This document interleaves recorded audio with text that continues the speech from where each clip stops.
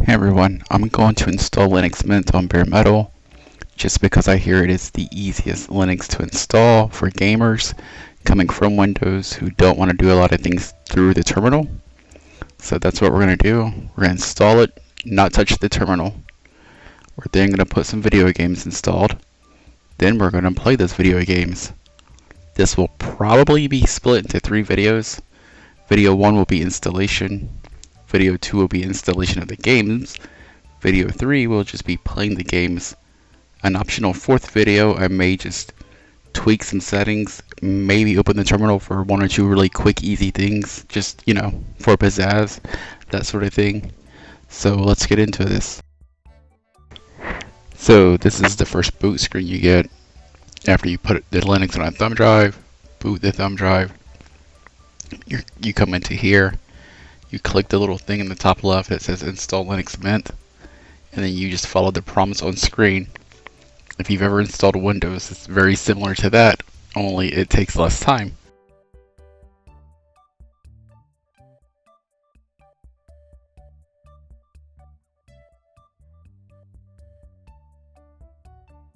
In a moment, we will pick our language we want to install with.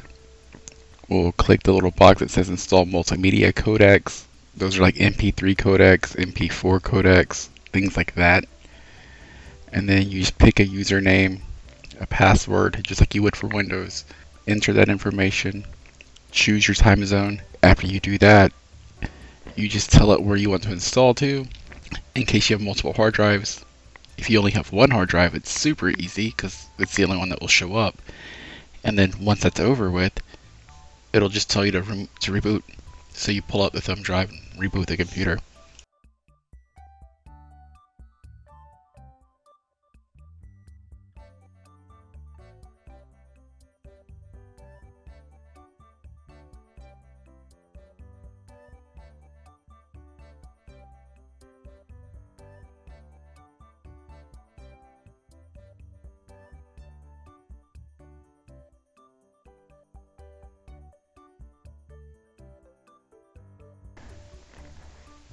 Here's the time zone I was telling you about. Here's the username, your computer name. You get to choose that. You get to choose a password and whether or not you want to encrypt your hard drive.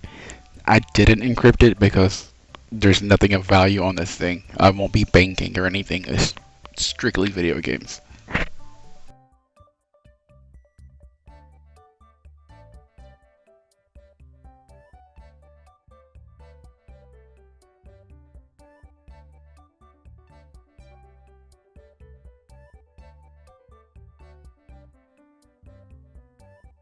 First reboot we're about to do. The base system is done installing. We just have to reboot it, just like you would with Windows. That way it'll boot back into the OS from the hard drive instead of booting it from the thumb drive again.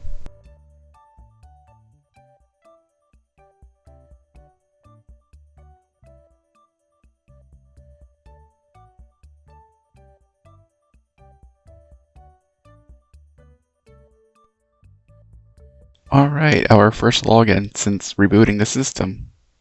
So that's what we'll do. We will log in. We'll go in through the menu, update the system. In fact, you get this little startup window here with the first steps, and that's actually one of the first steps that you do. It's actually built into this little pop-up menu. So let's do it.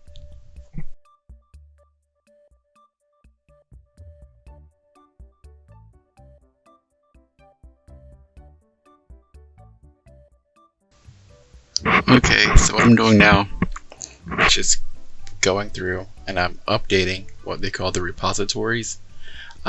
Basically, I'm just picking a new location.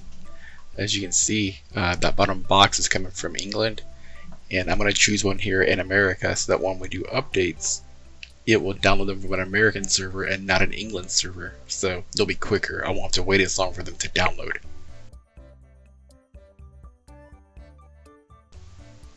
Okay, that's all done. So let's close this box. Click apply the update. We'll put in our password, and then we'll let this thing run its updates and do its thing.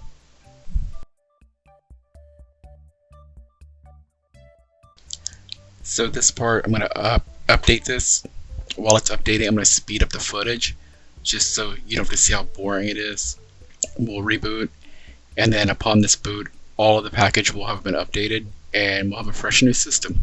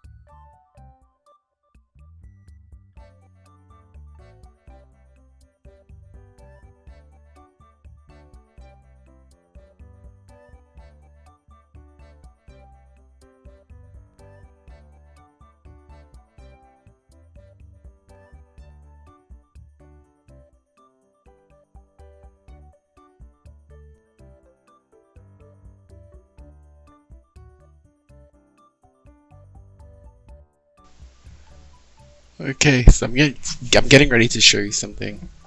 My computer has an Nvidia card in it, and I remember watching all those Linus Tech Tip videos and people on the internet, and and Reddit, they make such a big deal out of installing your Nvidia drivers, but it's literally one click, and I'm getting ready to show you that.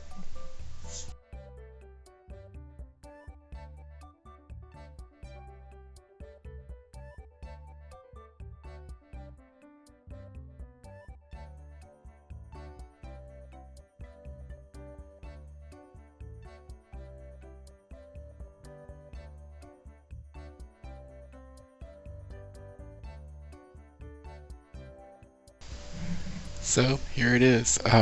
Just this little thing that says Driver Manager. You click the launch button, it looks for the drivers. You don't even have to go to Nvidia's website. And here's a list of the latest drivers. And you typically just choose the recommended one, which is also usually the newest one. You put in your password, and then it downloads the drivers for you and installs them. You don't have to download GeForce Now, Shadowplay, any of that. You don't have to download it, then install them yourself separately. It's just one click install, and just like Windows, you are best to reboot. After that, when you install software, you don't need to reboot it.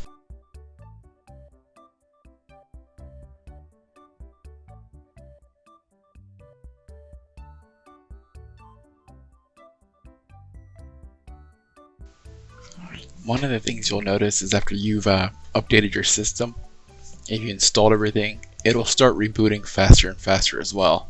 Like this reboot was not cut or edited, it was just simply that quick. So we'll go in and make sure everything's up to date. I may play around with some desktop settings, but that's pretty much it.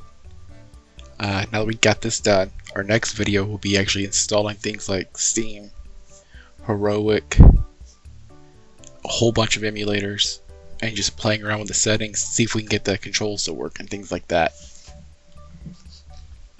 Forgot to mention that it is a good idea to turn on the firewall, which is what you see me doing here.